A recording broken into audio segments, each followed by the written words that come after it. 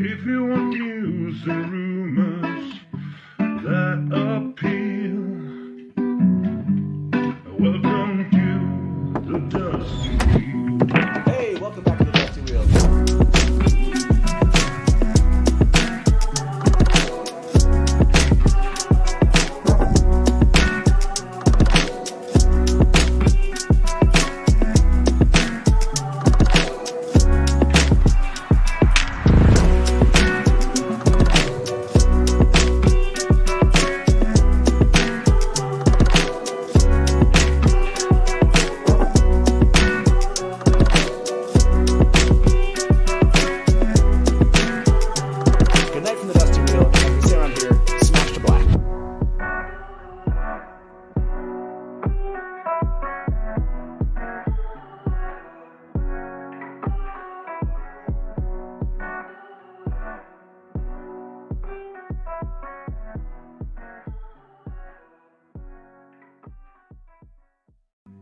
If you want news and rumors that appeal,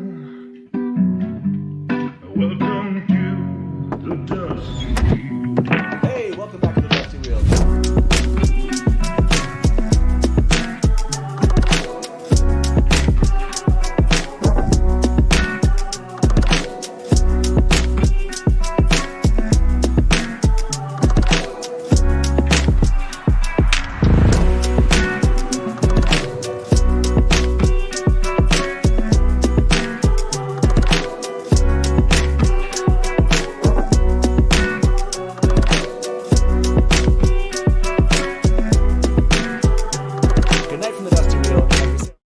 Welcome back to the Dusty Wheel. I'm your host, the Innkeeper, and this is our live call and talk show all about the Wheel of Time. And we're back tonight to talk about, I don't know if you call this a leak, just really great investigative work by WOTSERIES.com because they found out that Elias has been cast for season 2 of the Wheel of Time on Amazon Prime. So we're going to break that down. I can't wait to open the call lines, hear your theories all about this. I have one of my own that I want to propose, and I want to talk about what we think is going to be adapted, what's going to be changed, and now that we have a good feel for how Rafe and his team are doing this in season 1, maybe we can do a better job of figuring this out. But before I introduce my guest and we get into that, I want to remind you all of this very important event coming up. So please do enjoy this little thing that Lauren put together for us. Guess who's back again.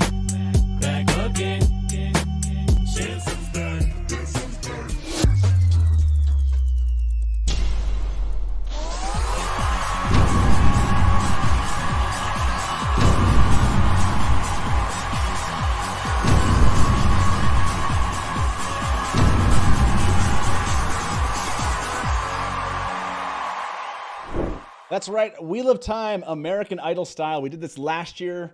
It is back. You have until March 15th to submit your Wheel of Time song parody. We've gotten a bunch in. I think 4 at this point. It always starts off a little bit slow, but you have 3 weeks to participate. We hope you will. It's so much fun. I mean, amazing winners. We went through this just like, I think 2 weeks ago. I had Lauren and John with me, and it's a blast. Like I said, I'll make sure the link to the rules is in the description of this video after this. But you're not here for that. You're here to talk about Elyas Machera being cast, or I should say, Gary Beadle being cast as Elias in the Wheel of Time on Amazon Prime Season 2. And to have that conversation with me are my 2 wonderful guests. Let me introduce them. Josh and Kat, how you both doing? Absolutely fantastic. Amazing. Okay, we finally have one of those castings that we're just given by the Tweeter of Chaos. I mean, that's cool when the Tweeter of Chaos gives us stuff. But it was fun that WOTSERIES was able to break some news once again. It kind of got me excited, like, hey, we're back. We're back. We can kind of start speculating as to what we might see. And Elias was one of those that season 1, everyone was like, where's Elias? Where's Elias? And I would say for me, it did feel like Perrin missed Elias, what we got. So, I mean, let's talk about this. Let's give everyone just a quick intro. If you've never seen Gary, WOTSERIES mentioned in their article, by the way, if you need to go read this article is linked in the description of this video. And again, this was a yesterday. Thank you, GEEKYERI. talked about this. This was actually something that was rumored back in July of 2021. WOTSERIES had reported, or it had been reported, that Gary had a role in the Wheel of Time. His status as a cast member for season 1 was unknown, but we previously reported that he was in Prague in August. That's right. GEEKYERI and the WOTSERIES team. And they also saw this, which was kind of fun, an interaction between Arnas Faderevicius. I can't say that last name. That's terrible. Sorry about that, Arnas. I'm probably saying your whole name, your entire name incorrectly. And that they had a little wolf emoji, which I thought was kind of fun. So, and so, yeah, this was something they found. If you notice, the CV for Gary here says Elias and Wheel of Time season 2. So I love seeing this. Jordan Studios right over there. So this is basically confirmed. Nice job, WOTSERIES team. And now let's they also included a link in that to his show reel. We're not going to watch the entire thing. It's like 4 minutes, but I kind of liked this one right here. So I want to play a little bit of his acting chops, and then let's get in this conversation. We'll open the call lines. We'll get into this. So enjoy this. He broke his nose, knocked 2 of his teeth out. Doesn't seem that reasonable to me. Don't get me wrong. I can understand the anger. Got a couple of girls myself. I mean, some of the fellas they brought home, Christ on a bike. I've imagined doing what you did. Taking my fist and planting it. Both square in their stupid grinning faces. But that's the difference between me and you right there. I fantasize about extreme violence. You actually do it. If you can do that, well, that's not totally true for this next role. Now he gets to actually do something. I would imagine. Maybe, I don't know. We'll see Elias doing here. So, okay. So I think please do go watch that show reel if you want to get a feel for obviously Gary's chops. Hopefully we'll do something. We do a Becoming series. Becoming Elias would be a lot of fun to do a show. But with just that little bit, Kat, what do you think about Elias being in season 2 and Gary playing Elias? I'm excited on multiple levels. I know him a little bit from watching EastEnders, which was a big show over in the UK. He is fantastic on it. I've seen him in a couple other things. I think I've seen him in that actually. And he's just an all-around fantastic actor. He has a very wide range. And so I think he's going to do really well as Elias. And also just like, I'm psyched to see Elias. I think it's really going to bring Perrin alive. And Perrin, I struggled with his journey in season 1. And I think this is gonna, I think, really bring us the Perrin that we know and love from the series. Yeah, I'm really hopeful that end of season 2 we're like, damn, we got it. That's what I hope. I just saw this, Josh, before you mentioned this. Thank you very much, Musu. The fact that on his CV, director says Various confirms he's in at least 3 episodes. So, okay. So let's keep that in our calculations as we think about what an adaptation with Elias looks like. Let's just go with that. Let's say 3 episodes. He's going to be in a 3-episode arc. Josh, how are you feeling about knowing that Elias is going to be in season 2? Vindicated. because as the show's coming out and people are saying, well, where's the deal with this? What's the biggest one that comes to mind right now is Tam's fever dream, where he was being dragged back to the village on winter night, and Rand hears him mumbling in a fever dream, and everybody's going, it's not in there, where is it? And then it happened, and it was beautiful. It was and so when when they said this is who we have cast for Elias, it felt like a bit of vindication for those of us who are like, hey, give it some time. Let's have a little bit of patience. Good things are coming. Yeah, and it's that kind of. I've said this during the discussion of season 1. It's too hard to have only read The Eye of the World and be like, this is my favorite fantasy series ever. It wasn't. That wasn't at least my conclusion as a 15-year-old when I read it. I was like, this is a good book. I like it. It's like a lot of other books I like. It was later on as we read more and more the story that it became the story that we learned to love. So in the same way, I kind of anticipate that the Wheel of Time TV series will be a lot like that. We'll get more things revealed to us, and we'll start to love it more. I want to end this poll. Over 200 of you voted on it. Will we meet a wolf sister in the Wheel of Time TV series. This shocks me, by the way. 56% said yes, 44% said no. The reason I'm shocked in the sense that I thought people would be like, oh yeah, they'll definitely mention this. People are maybe not knowing the answer that Robert Jordan gave to this question, which was, if a wolf brother is reborn in another age, will he be a wolf brother again? In other words, is being a wolf brother a trait related to the soul? Can women be wolf brothers? Women certainly can be wolf brothers, though the term would be wolf sisters. A wolf brother or wolf sister reborn in another age would only be a wolf brother or wolf sister again, if that were possible in that age. The ability to speak with wolves doesn't exist in every age, and the current age is a fairly new thing, appearing not too long ago. There are tales of it, sometimes just vague stories of people who supposedly can talk to animals without necessarily mentioning wolves. But remember that Elias's ability was taken, at least by some Aes Sedai, as a sign that he was linked to the shadow. I kind of thought, knowing that it's canon, that people be like, oh yeah, that's cool. Let's obviously have wolf brother and wolf sister and kind of take that on.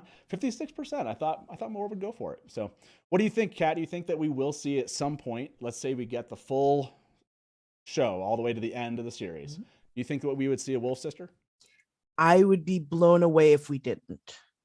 I would be genuinely shocked if we didn't. I am anticipating that we will get at least one, if not more than one. Yeah, and you have that opportunity to show the different stages, if you will, of what happens or can happen to someone. Robert Jordan said the same. He mentioned this, asking a question or answering a question about men's viewings, and as it might relate to when it comes to, I think he answers here. Let me just go to the question. Is there a relationship between foretelling and men's viewings, or is foretelling a talent that only manifests in someone who can channel? Is men's ability completely unique, or has it appeared in ages past? Down here, he mentions men's abilities will not remain unique. We've already seen one wolf brother besides Perrin and Elias, though a pitiful soul who couldn't master his gift, and there will be other sniffers. The age is changing. The wheel never stands still. Basically saying, that we're seeing lots of variations of talents out there. And in this case, that pitiful soul who couldn't master his gift, maybe that pitiful soul will be a wolf sister that was not able to, master the gift. Josh, this one comes up a lot, wolf dreams. So are we going to see, Perrin has a dream where the wolf's there in his dream, but I don't know if you'd really call that a wolf dream per se. Not that he's not dreaming and he's not seeing a wolf there, versus that just being a nightmare of some sort. Do you think that we'll actually get wolf dreams in season 2? I'm going to say no. Okay. And if we do, they're not going to be fully matured as we know as the wolf dream that Perrin exists in towards the end of the series. And I only say that because, I'm drawing on what I know of the source material, and it took Perrin a very long time to be okay with his gift, first off. Yeah. And then to really start embracing it and delve deeper into it. I mean, we're talking Winter's Heart before he started really kind of trying to get into it a little bit better. So I'm going to say no on that, at least not in full maturity. I think there will be glimpses and grasps. I didn't give everyone in the poll that's answering the poll that option, but I'm going to take it, which is, I agree, like a little bit of something. I would be surprised if, beginning to build something out. I don't imagine anything to the degree that we get later in the books. But, and I should mention this, I guess I didn't, or forgot to mention this. For those watching right now, this will be a full kind of book spoiler. We're going to be theorizing about where this arc thank God. Let me throw up that. I should throw up something here. Sorry. There we go. Show contains spoilers. We forgot to add that for those of you watching. So yeah, we're going to be theorizing about where Rafe might take this, and so we're going to be using information like some of these answers that Robert Jordan gave from the books. If you haven't read the books, you're going to hear things. We're not going to try to ruin arcs throughout the entire show or the series, the book series itself, but we are going to mention things that happen later in later books. So know that's going to happen. You're going to see spoilers in chat. Okay, so wolf dreams, by the way. Will we see wolf dreams in season 2? The poll that I put out there just a minute or two ago, 75% are saying yes. Kat, where were you on this? Yeah.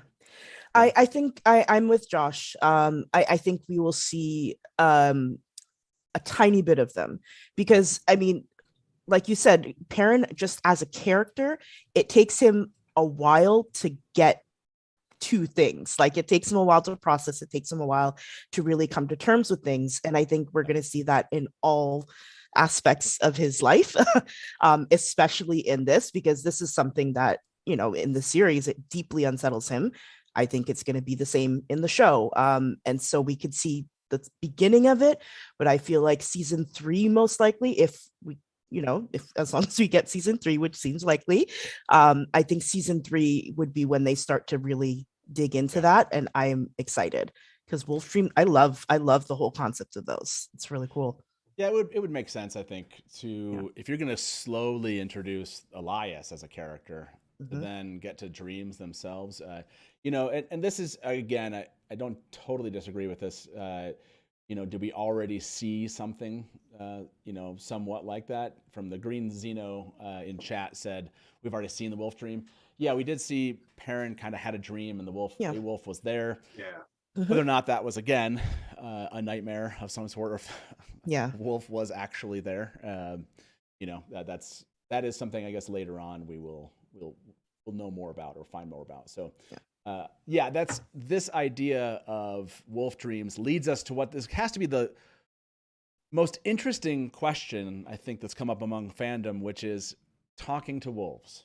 You know, when it comes to, for example, the taint. And when it comes to hearing voices, I was really I loved how they showed Alvaro Morte as Logain hearing voices in his head. I wasn't sure how they would do it. I was very concerned. I actually did like how they did that.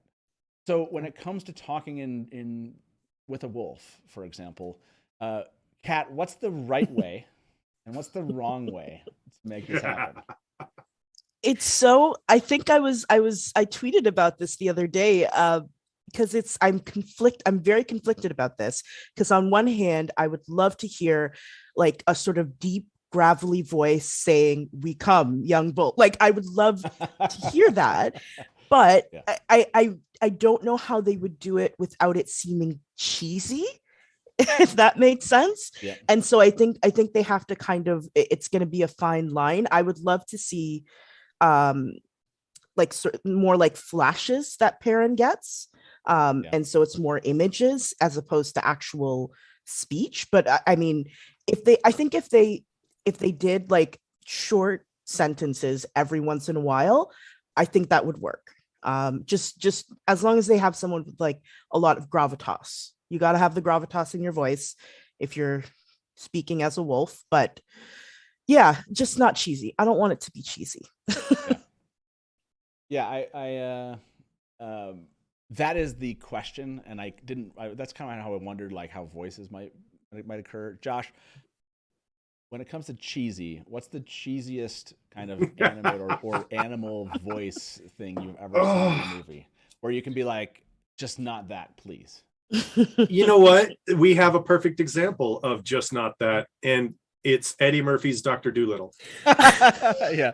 Don't get me wrong. Fun movie, plucky comedy. Absolutely. Great.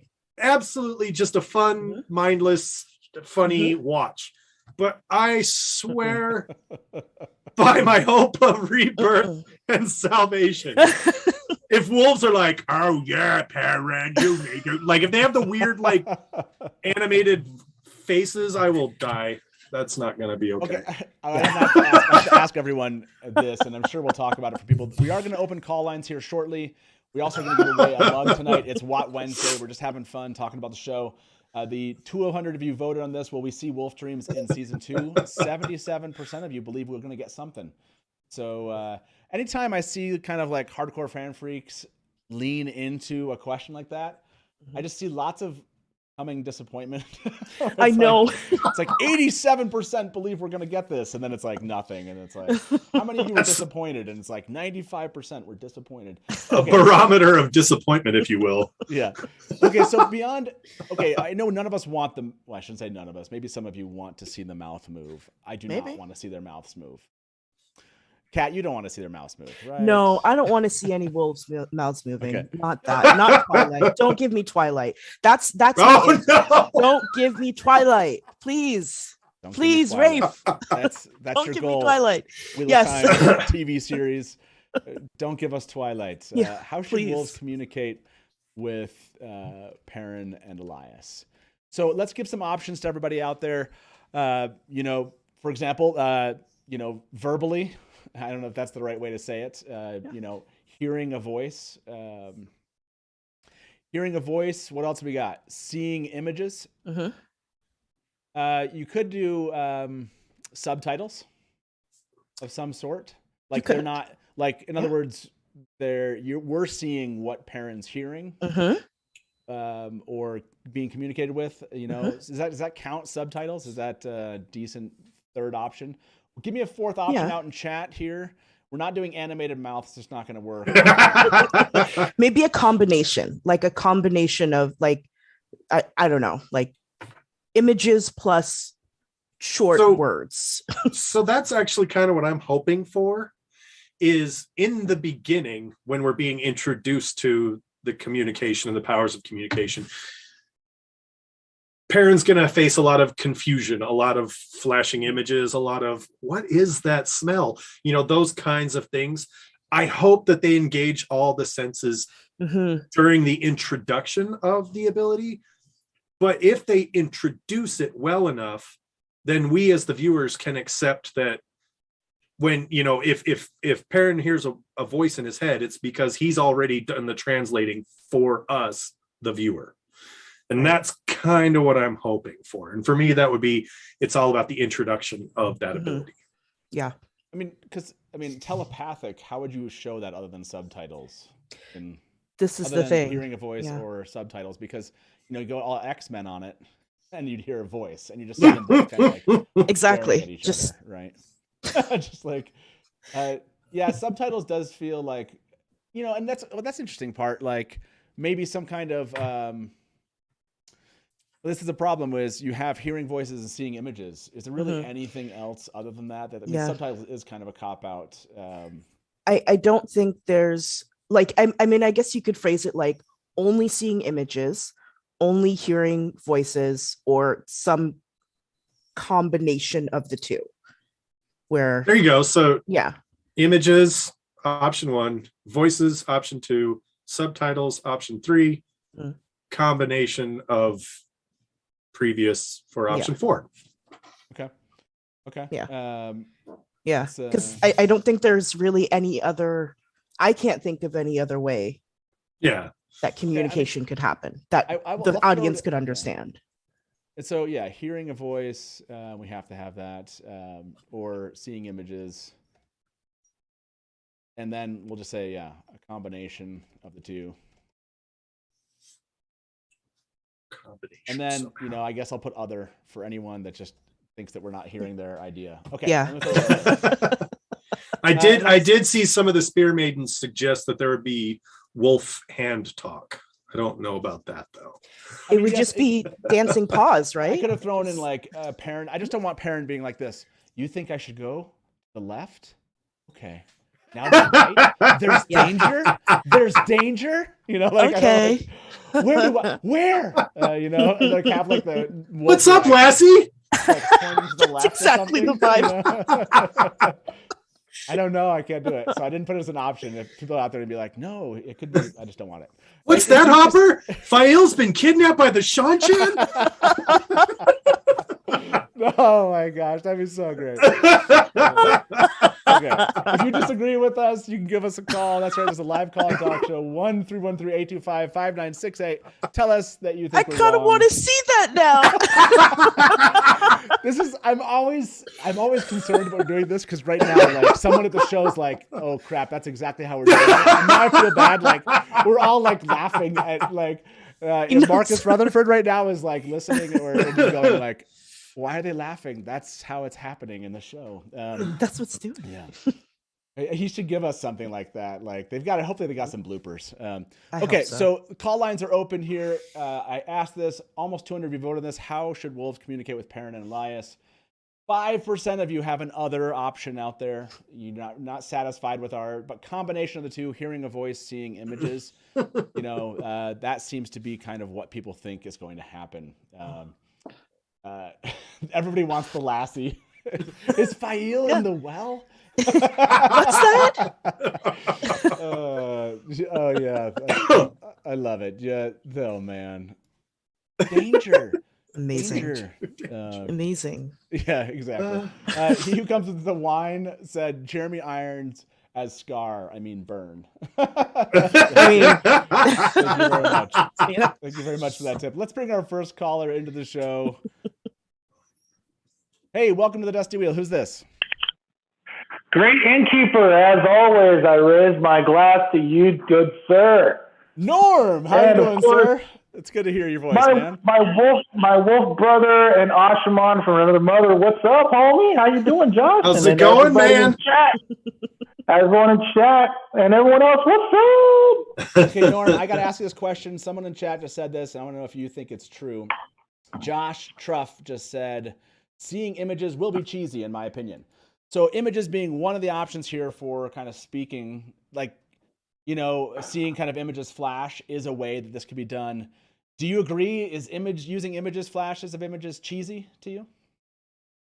It depends on how they do it. I mean, it all depends on the visuals. I mean, personally, I would like to see them split the difference, like have when he's, you know, in our world, in the waking world and such, you have, you know, images or subtitles. That would be cool. But then when he's actually in Tellerandriod, there's an actual voice. And, personally, I would like to have the voice like, "Hi, Perrin, how are you doing? You know, let's go out and go to the forest. Yay! I'm Hopper, woohoo!" You know, but, that's just me. But You're anyway. shaming wolves with like high voices. Why can't a wolf have a high pitched voice? Yeah. Come on. There's got to be something. Exactly, you know, and you want this gravitas, and sure, you get James Earl Jones saying, "Simba," or "Perrin, I am your flop." No, you got to get the Pee Wee Herman voice guy or something like that. Hi, Perrin! But anyway, I digress. But anyway. You do digress. That's why we love you so much. By the way, Adam, thank you very much for the tip. Adam said, total disrespect to Scooby-Doo. Unacceptable. Nice. Oh my gosh. People are actually that's true. Okay, so Tams loves cats. Sorry, I don't know why that came out very slowly, but it did. Tams loves cats. Said that for example, we do get kind of images already with Min seeing images. Yes. Not that you can't have the same device be used. And so maybe if you did it, you'd really want to differentiate that from like Perrin and Min don't have the same talent. So that's a good point. That's if they do images, they want to differentiate for sure from that. So how did you vote on this one, Norm? A combination of the two, hearing a voice, or are you one of the others? And do you have another option that you would say for speaking with wolves? How should they do it? Yeah, as I said, I think it'd be a combination. But as I said, have one version in the waking world and have one version in the dream world. That way, you know that okay, this is going on in the dream world. This is what's going on in the real world. I mean, for me, when I was reading the books, I don't know about you guys, it took me a minute to realize that Perrin's wolf dream and Egwene's dream walking were the exact same place. So I hope that they keep that kind of a mystery too, so that when they do finally get to later seasons and stuff, then you realize, oh wait, they're in the same place. Oh, so that way, that's a nice little reveal for the audience. So that's what I would like to see personally, because it took me a good minute to realize that's the exact same place. That's a good point. I would totally be acceptable in the wolf dream that there is. And not that I want to see in the wolf dream the animation of the mouth or anything. I don't want this. I still don't. No. But I can see in the wolf dream. No. It would be much more acceptable in my head that you get like voice there versus and leaving it to kind of images and impressions in the real world. I just don't want to see him the entire time with like wolves being like, like he's telling us the interpretation of it. I mean, you get a little bit of that in season 1, don't you? where Yes. he said, Right. what does he say? I can't remember what he says when they're at the camp with the white cloaks, but I thought he We kind could of- go. They're not going to hurt us. They're or not going to something. hurt us. Yeah. they're Yeah. not going to hurt us, you know. Yeah. That's Which fine. in I that just moment don't- was fine. I Yeah. just don't want like a whole journey of like Perrin and Yeah. the wolves going, like taking direction from wolves and stuff. But okay, so I like that. What do you think about that, Kat? This idea of giving us kind of different methodologies, wolf dream versus real world, when it comes to this communication. I like that. That sounds that would work, I think, very well, because it's two different. Yeah, they're operating two different ways. In the wolf dream, I think it would manifest differently, and that makes complete sense. Yeah, and I think that's probably closest to the book. It's been a while since I've gone back and looked specifically for this. But obviously the conversations with Hopper is much different than what he experiences in the real world. Yeah. So yeah, that's okay. So we've spent a good portion of time on Wolf Dreams. Norm, I got to let you go here, but I know we have other people calling in. What did you want to ask us, or what did you want to comment before we let you go? I just want to say one quick thing to everybody out in chat row and everybody. We have to be patient. I know for us book readers, we want everything yesterday. We want to see all the different weave colors. We want to see the wolf dream now. We have to remember that there are lay people, muggles, who have not read this book. So they have to be, gently weaned into those mythology. We cannot inundate them with Saidin, Saidar, and taints and corruptions and other stuff. We have to give it to them little by little. Otherwise, the muggles will never understand and they'll hate it. So we have to be patient. So I'm with you guys saying no to the wolf dream this season, but maybe season 3 or 4, we start getting more wolfy stuff going on, then cool. Okay. So, be patient. Just like I don't want to see Gaul this season. I want to see Gaul next season. So, patience, Padawans, patience. Thank you, Norm. I appreciate And with it. that, I'm out. Take care, y'all. It's awesome. Good hearing night, your voice, Norm. Norm. Bye. Good night. Bye-bye. So it's awesome here, Norm. By the way, I don't know if you just heard Norm's advice. He says, don't give the taint to everybody. Don't inundate people with it. Give them the taint a little bit here, a little Slowly. bit there. Yes, Yeah. slowly. Always give Small people the taint doses. slowly. Small That's right. doses of tape. Yeah. That was advice brought to you by Norm. Thank you very much, Norm. Okay, we got some other callers waiting. We actually have an international caller. I'll probably pull them in here shortly. But I want to switch gears a bit. We've talked about wolf voices. I'm seeing I think we could do an entire just show talking about how should wolves communicate. Oh, absolutely. Elias, let's move back to Elias here. We know a lot about Elias from the books, but this is not how he was introduced, obviously, in the books. So let's jump to the concept of how Rafe and his team adapted the first season.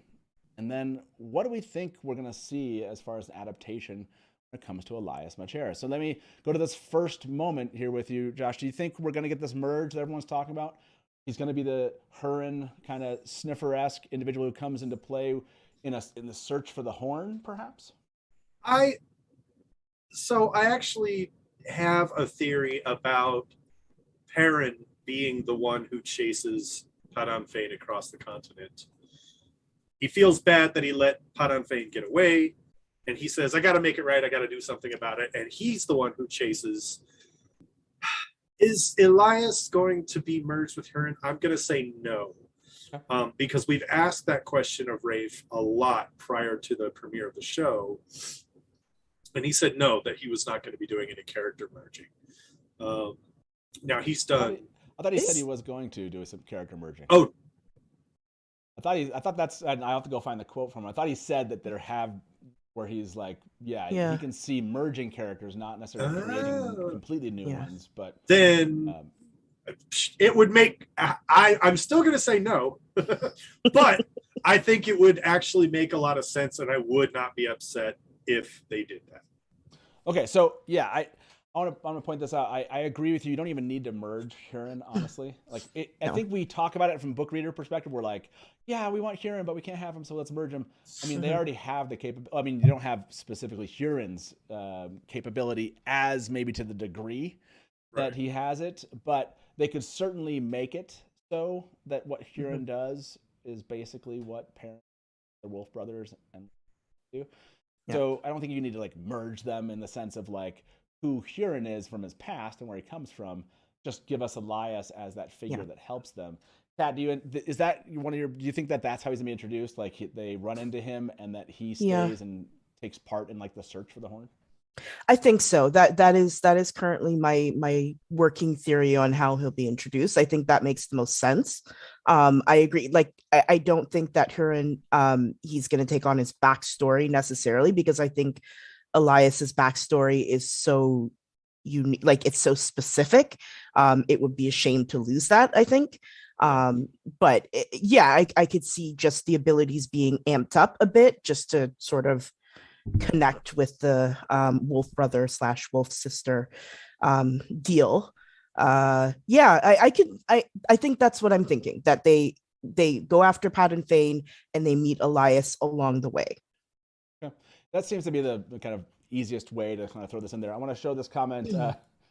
If they cut Perrin telling Egwene that Balefire is just a weave and that she shouldn't be there because it's too dangerous, that's when I quit the show. Well, hopefully that'll take a while. Let me end this poll. Almost 300 vote on this. Combination of the two, 66% of this. Let me ask this question. We'll bring in the next caller. I want to ask everyone, I'm not going to ask that particular question. Let's hold off on that one. Let me bring our next caller in. I want to talk about, from an adaptation standpoint, are we going to get Elias's backstory and connection with the White Tower? What are our theories around that? But let me bring our next caller in and see if they have a thought on that. Hey, welcome to the Dusty Wheel. Who's this? Hey, it's Jenny, Lesbian Nerdy here. Lesbian Nerdy. What's up? Jenny, Lesbian Nerdy. Okay. Hey. So what do you think about this? Are we going to get Elias's backstory? Do you see what Rafe did in the first season as pointing us in the direction of yes or no when it comes to that connection? I'd say yes, because they spent a lot of time in the first season sort of explaining what a warder is and the warder bond. So I think it would be remiss of them to not include it and maybe even give us more of a inkling of the tie between him and his Aes Sedai or something like that. So because they went so hard, I agree, into this bond, it does make sense to me. And I actually have this theory. I want to pass this one by you, Lesbian Nerdy. You're the second person to hear this theory, because I proposed to Kat right at the beginning. Do you think that they gave us that whole notion or that concept of what happens to a warder when their Aes Sedai dies? That's one version of what can happen with Steppen, and Elias actually surviving having his Aes Sedai be killed or have been killed. So in other words, we meet Elias and his Aes Sedai is dead. Do you think that is what we're going to get? Do you like that theory? I instinctively recoil against that theory because I didn't like it when we thought like the Steppenwolf theory. I was opposed to that because I thought it made the death of an Aes Sedai feel too like, oh, they'll be fine as long as they can find something else. But this, like, having already shown Steppen, it's an interesting idea. I hadn't thought of it. So it adds, I don't know. I have to think about this. Matt, stop it. Okay, Josh, let me go to you, Josh. Now that proposed it to Jenny and she sees, think about it. Do you like this, or do you think that might be what they're after, is showing the one thing that we got at first and now showing us something different with Elias? And maybe that maybe being a wolf brother has helped him kind of live, even though his Aes Sedai has been killed? Or do you think they're going to go with the story being that his Aes Sedai still lives, and it's the whole, muting of the bond? I like the story of him losing his Aes Sedai for one very big reason. Okay. In the story, we immediately start out with the perspective of the Emmons Fielders. It's a very small world. It's a very small place. Things are very this or that. As you progress during the story and as you get through further in the books, things are not this or that anymore. You get a much bigger view of the world. And I think showing Elias has gone through the same sort of trial that Steppen went through and found a different way to face it, I think would fit sort of that storytelling style of, it's a big world. Things are different in different places. People are different. So I kind of like that idea a lot, I think. Yeah, and I just saw this comment. Let me show this from Adam. This is great. I didn't even think about this when I had the theory. Oh shoot, I don't think I can show this comment. Sorry, Adam, I'll just read it. A warder successfully coping with the grief of losing his Aes Sedai would be a good guide to Perrin through his own grief. Like that is, I can see that connection. I can see how they're trying to bring Elias in later, showing us kind of the arc of Perrin's grief here in the first season, and then using Elias's experience coping with death in that way, and maybe even going to the degree of something he did led to her death, or something he was unable to do. Right? He was unable to, as a warder, protect her, and like she died. You know, so I could see that being a, you know, reading into what they've already set up here. Kat, what do you think? The more I think about it, the more I like it. I just don't want them to go, because I don't want them to go the route of using a woman's death for a character's growth. Because we've been there, we've done that. I don't want to see it anymore. No more fridging, please. No more fridging. All right, Hollywood needs to learn other ways to make men sad. Exactly. Please. Other things make men sad. There are other things. Come on. So I agree. I agree with this conceptually. However, like that is something that you see already Lan and Moiraine coping with. Yeah. It's something we know happens often in the books. Yes. We know this is going to happen to major characters. Yes. So while we want to see something different, there's not too many other ways that you can demonstrate what's happening. Now, they could go the route of the books where, you know, maybe they're talking about the bond more. And so they're giving us another view of the bond and Elias surviving. You know, you could bring this Lan and Elias connection potentially into this. So you don't have to just go that one route. I just think it's an interesting way to consider how Elias might come into play with Perrin's storyline. Okay, Jenny, I gave you time there. I know you called in. I proposed my theory to you. What's your thoughts on it? And then what is your own theory or comment that you have? Well, thinking about this, I like it more and more. I don't know if I like, because as Kat said, I don't know if I like the idea of his Aes Sedai having died, because it's just a repeat beat of a tired trope, in my opinion. Sure. But I still think he could be some sort of mentor or guide for emotional coping and stuff for Perrin as well. I think it actually makes sense that they waited this long, because it would have been too much in the first season to have this. And Perrin needs therapy. He the trauma that they gave Perrin is so deep much that the idea of him just being fine, even, you know, a year later, him being okay and able to function would be like, but no, dude, you killed your wife. Like, you should not be over that yet unless you've had intense therapy. And I think that that's something that Elias could provide, some sort of magical wolf therapy. Okay. And that's an interesting point that Elias, although the Elias from the books isn't necessarily someone I would be like trusting to mentor. I know, exactly. Not so much, I don't know that he's like somebody I would be like, yes, that's what I want as my therapist. His bedside manner is exactly. I mean, that feels like it would like completely change. Anyways, but I hear you generally what you're saying, which is helping him through from an experience standpoint potentially, and not necessarily that grief, but a form of grief.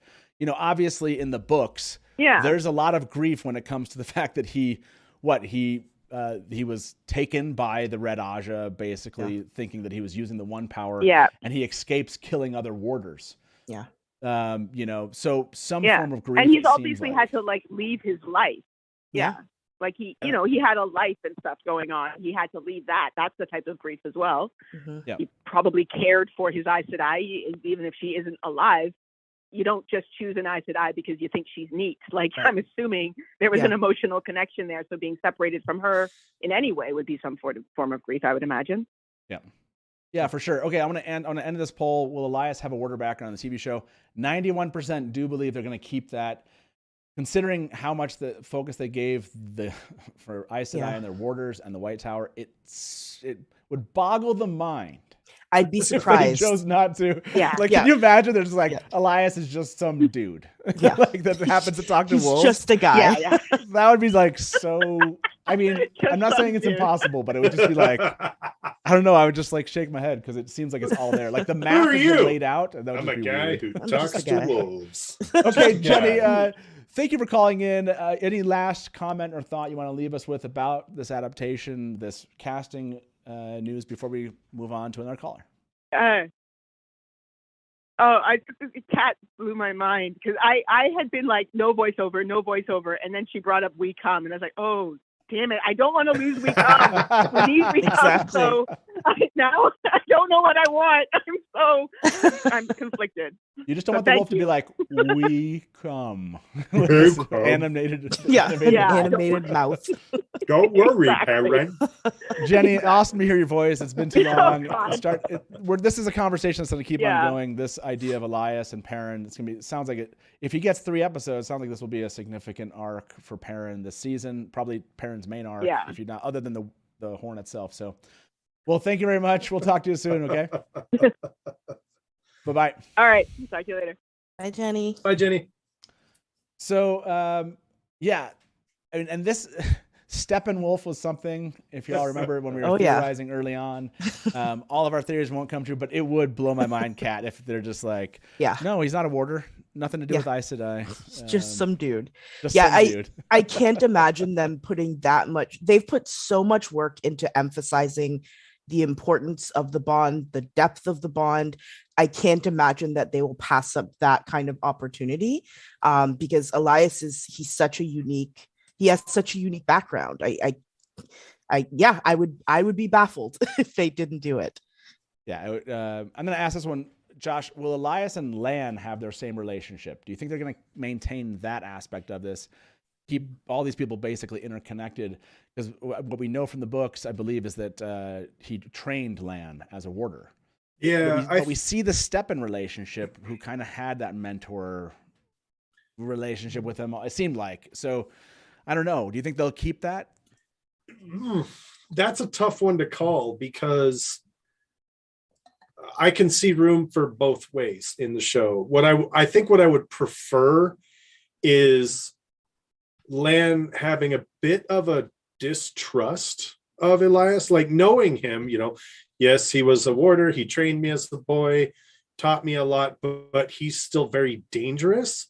He killed other warders escaping, and I've not seen him for years, and I don't know what he's doing. And it would also serve to put some tension between Perrin and Elias, or if Perrin starts trusting Elias more, Yeah. It creates a pretty good, like, dramatic group dynamic that I think is going to be more interesting than, hey, Elias, it's me, Lan. How you been, buddy? I think there's room for both, but I like the bit of a distrust angle. Yeah, the Steppen side of this really leans me against that they're going to keep that and maintain that. Like, in other words, I feel like they could have gone there, but they went the Steppen route and they kind of created that connection. I like what you're saying is maybe it's just somebody he knew was a warder and he has reason to not, like you said, not trust him because of how he left. And maybe, again, this idea that I like adding the complexity to all the warders in Aes Sedai. There's a warder that's no longer considered a warder. Like, he killed other warders, and people are out looking for him, and his Aes Sedai won't tell anybody where he's at. She can't find him, basically. Or in other words, like, I could see them playing with some of those things and really digging into that side. Kat, do you like the idea that they might kind of give us a different view of that relationship between Lan and kind of build this, maybe the distrust between Lan, Perrin, and Elias? Yeah, I think actually that would be the smarter way to go. And I think it would actually make more sense for Lan to be distrustful of Elias, because Lan is someone who takes his bonds and his oaths very, very seriously. And I can imagine, especially for Lan, that he would struggle with someone like Elias, because he would view it as a betrayal, pretty much. Not just to his Aes Sedai, but also to the warders, and this, their whole dynamic. And we've gotten so much good. Like, one of the things that I loved about the first season is seeing the dynamic with the warders and just the friendships that have been, that exist there. And so I especially for Lan, I can see him being. I would prefer that, actually. I think it would be, and it would just be good TV. I think, just to have that little bit of, tension, like you said. Yeah, and absolutely agree. And throwing this in here too, Kyla, thanks for pointing this out. The encyclopedia says Elias's sister Aes Sedai never died, and she deliberately masked the bond and didn't look for him so he could escape the Reds. It was insinuated they were married. Adding a little drama about that. adding a little, again, kind of showing that it's not like a black and white, that the Aes Sedai and warders, their relationships, continuing that theme of just like every relationship's different here. Yeah. And I think it could be an interesting thing if they mixed and matched some of those pieces, I think. But you can tell 150 of you or so voted on this. Will Elias and Lan have their same relationship from the books and the TV show? It's split right now, 50-50. Yeah. And that makes a lot of sense. Let me bring our next caller into the show. Been waiting a good 20 some odd minutes for us. Thank you, everybody that's waiting online to get in. Let's see what he has to say. Hey, welcome to the Dusty Wheel. Who's this? This is Ro. Long time no call. Hey, man. Good to hear your voice, Ro. How you doing? Oh, still breathing. I've got questions for everybody and answers for all the questions that have been going while I've been waiting for 27 minutes and 26 seconds. But he wasn't keeping track. Yes, down to the second. Ro the ready. That's what the phone says. So, Ro, tell me what's going on, man. Tolerated. Well, first of all, for Kat, I noticed earlier you were like doing the wolf brother, wolf sister. I think we should change that to just say wolf sibling. That way it covers everything. So that's wolf the pronoun. Person. You know Works what I mean? for me. Yeah, wolf person. But wolf sibling means there's a camaraderie with it, not just like wolf person, like we're saying for Elias, like, hey, he's just some dude that can talk to wolves. So, just some dude. And then the other thing I was gonna say is like, you're talking about there's other ways to make men sad or hurt or whatever. And I think Josh will back me up here. If you force someone to cut their beard off, that's just going to destroy it. I mean, right there. That's not the beard. Not the beard. That's right. And for the Innkeeper, my comment on the first part of the show, you somehow thought that we would believe that you only have one theory to propose. It's you. We know there's 100 theories. Look, I need somebody else to be kind of. You guys got to be calling in with some theories here. Do you have a theory for us, Ro? Well, I do. Okay. With the Elias character, it definitely is going to be a big mentor scene, obviously, or multiples. But I think what we're going to see is a lot of kind of, what do you call it, like exposition or something? Like you're going to have him explaining what it is Perrin's seeing, because Perrin's going to be confused, and that's going to let non-readers understand what's going on. Because like you said, if you just spill it all out there, people are going to be like, what the hell is this? I'm out of here. So, but I think it'll be a big teaching mentor type situation. It'll be one type thing.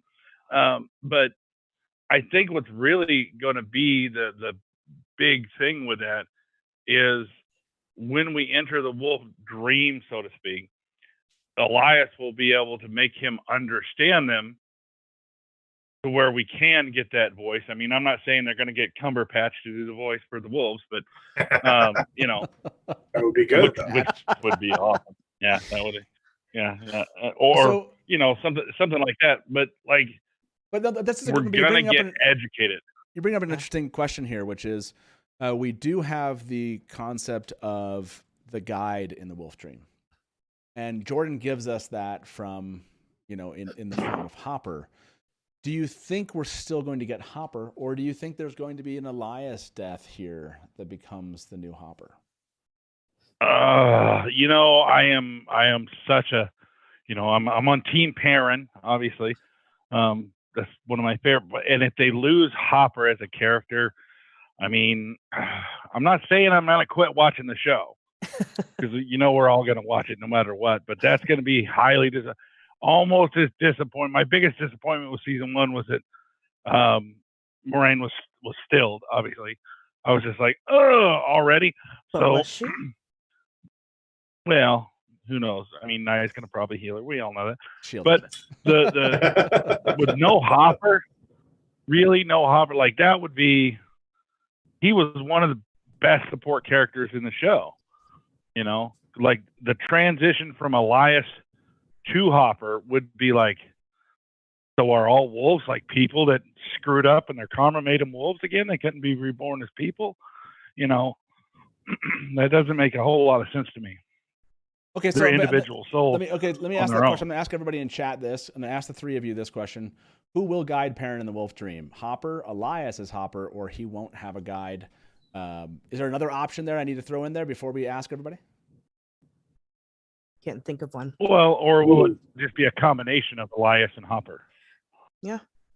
Like what I'm saying is Elias as Hopper. Yeah, yeah. Ah. Elias as Hopper. He won't have a guide. Hopper or yeah. Okay, I'll just ask everybody that, and somebody will be like, "Wait, I don't like any of those options," and then you don't get the. Well, in the dream, he can become a wolf, right? So, I mean, it's true. Yeah. I guess technically, Elias, if he dies in the dream, then he can be a. Oh yeah, or dies in really, you know. I should have picked Layla. I forgot to pick Layla. Ooh, baby! She's a wolf sister. I know. Oh, there you go. Like, why didn't you give us Layla? So can you imagine if Perrin enters the wolf dream for the first time and then sees Layla as a wolf somehow? Like, hey, that would be awesome, though. I know. I don't know how that would work. That'd be kind of cool, though. Deadsy said in chat, I don't like any of the options. Just that's fair. Everyone hates that I propose this. By the way, I'm not suggesting. What I love is by the time we're talking about these things, we already know that they're finishing principal photography. I think by March. Yes. All these decisions basically are made. Oh yeah. So nothing I can suggest has anything to do with it. So you can't blame me if they don't blow the horn of Valir, and you can't blame me if Elias becomes Hopper. Like you can't blame me if they maybe get something wrong about Lanfear, because you can't trust videos from me about Lanfear. You should not be watching what I have to say about Lanfear if you're looking for the full truth and nothing but the truth. Okay. So I do want to ask this question then. Kat, do you like Elias as Hopper better, or Layla as Hopper, or no, just damn it, give us Hopper? I just want Hopper. I understand. I want Hopper. I think we will get Hopper. How that will manifest on the show, I think is kind of up for debate, but I think we will get Hopper in some form. Okay. He's so cool. Why would we not? I don't know. By the way, people's comments in chat, so like, ugh, fine, just give us Layla. Our Andal, we've got some fanfic to write now. Yeah, exactly. There you go. This is the truth. Yeah, sorry everybody. Again, I know people don't want to focus on Layla. They don't like the fridging aspect. Will it have anything to do with something that comes in later to the show? We don't know. And a lot of people are like, let's just forget that Layla even happened. But I think I think we have to ask the question for sure. If they find a creative way to bring Layla back inside, like to I don't know, if they find a creative way to reintroduce her, I would be into it, because I like the actress a lot. So, okay, well, let me ask you this, Kat, then. Mm-hmm. Would you be okay if somehow the Dark One captured her soul and spun her back out early, and now she's a Dark Friend? Right for the jugular. Layla as You know what? Yeah. I would No, but like see, that. if you spell it like that, they'd have to give us a different actor, and I want the same actor. So that was Yes, that's Oh, a yeah. good Hey, point. Yeah. hey, Ro, thank you very much, man. It's great to hear your voice. It's fun to get back into this and start chatting. It's awesome that you and Norm both called back in today, and Lesbian Nerdy, all three of you. I haven't heard all three of your voices in a long time, so it's awesome to hear from you. Hopefully, we have you've many been a more of little these bit moments, busy. man. Yeah, well, everybody. Well, and here's the thing. I know we're not known for getting off topic or spinning out, but Never. the thing we're not addressing here, we got the casting for Elias, but are we going to fan cast of Hopper? Oh, well, again, when you say fan cast, what do you mean by For that? voice? For the Like voice. the voice of him, my Cumberbatch? Is that what you're saying? Yeah, my pick is Cumberbatch. Yeah, well, that's of course. Uh-huh. So Okay, I'll leave that to who's chat. voice? I'll leave that to everybody in chat here. I want to see what's your if you're gonna have a voice of Hopper or whoever plays the guide, what voice do you want that to be when it comes to Right, Perrin Hopper in the talking to Dream. you? Hopper in Yeah. the Dream has a Hopper in the voice. Dream. I got Yeah. it. Yeah. Okay, hey man, it's awesome talking Maybe to you. we can break into James Earl Jones. James Earl Jones. Earl yeah, Jones. yeah. Now Hey, that Ro, would we'll be talk to- something. We'll talk to you soon, man. Okay, see ya. Bye-bye. Okay, I want to end this. About 200 of you voted on this one. Who will guide Perrin in the Wolf Dream? 64% said Hopper. 31% said Elias is Hopper. He won't have a guide. 5% of you. Okay, but now you all brought in these other ideas of Layla or Elias. Would you rather have Layla or Elias be the individual to guide Perrin in the Wolf Dream? Let me ask you that. And no, I'm not going to put yes and no in my poll. This will not be the poll that I mess up today, everyone. I almost did spell Elias's name wrong. Okay, so I'm kind of curious what people feel about this. Josh, if you just had those two options, which one would you pick? Damn, that's tough. If I had to pick between those two, I would pick Elias. Okay. Because I feel like there's just so much. There's so much story with Aiel, and we need it. And I say that, through gritted teeth, because I have a love-hate relationship with Aiel. But I think it would be a little bit awkward if, by day, Perrin's hanging out with his wife, Aiel, but then when he goes to bed at night, he's hanging out with his previous wife. Okay. That does start to be like soap opera-ish, that's for sure. Then again, Rand hangs out with his previous girlfriend and his 3 other girlfriends. So I mean, there's awkward things in the show for people. Things happen. Things happen. By the way, I love the people rejecting to vote for this. That's No. That's my favorite. That's my favorite. I'm not going to vote. Just no. I plead the fifth. No. Rant. I missed this one. Lan seeks out Elias as an expert on the bond.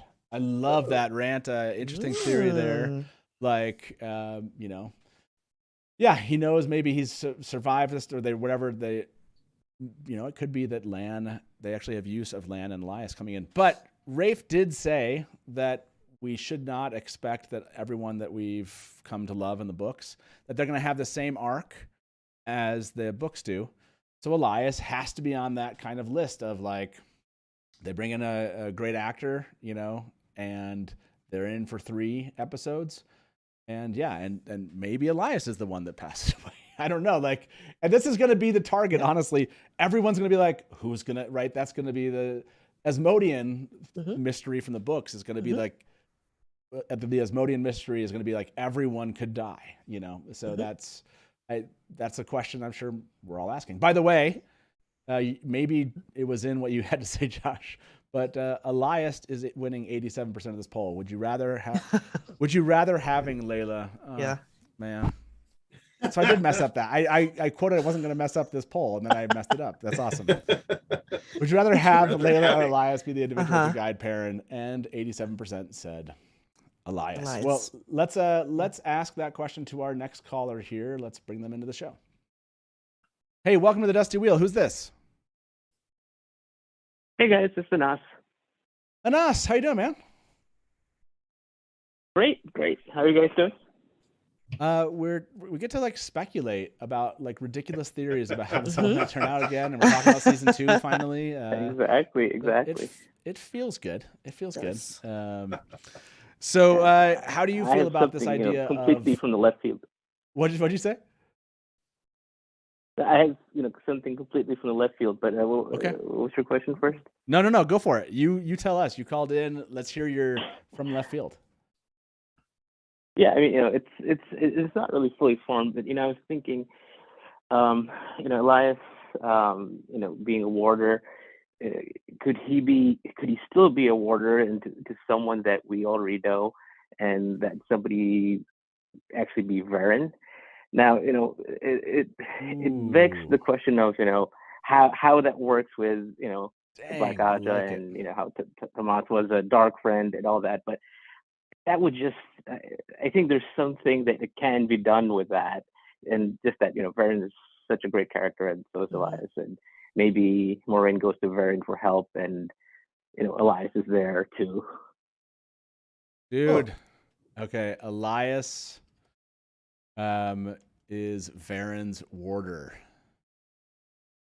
Ooh. True or false? So yeah, here we go. Let's see. I'll be more specific. In season 2 of the Wheel of Time TV show. So Right. So there's no confusion. yes, I what do you think of Kat? You're sitting here kind of. Do you like this? I mean, do you like that? That might be a way to kind of give us both those storylines. So I like the idea that Elias is a warder to an Aes Sedai who is going to be on the show. Like she is someone who is there that we see or maybe meet in season 2 when we get more of the tower. That I like that idea a lot, actually.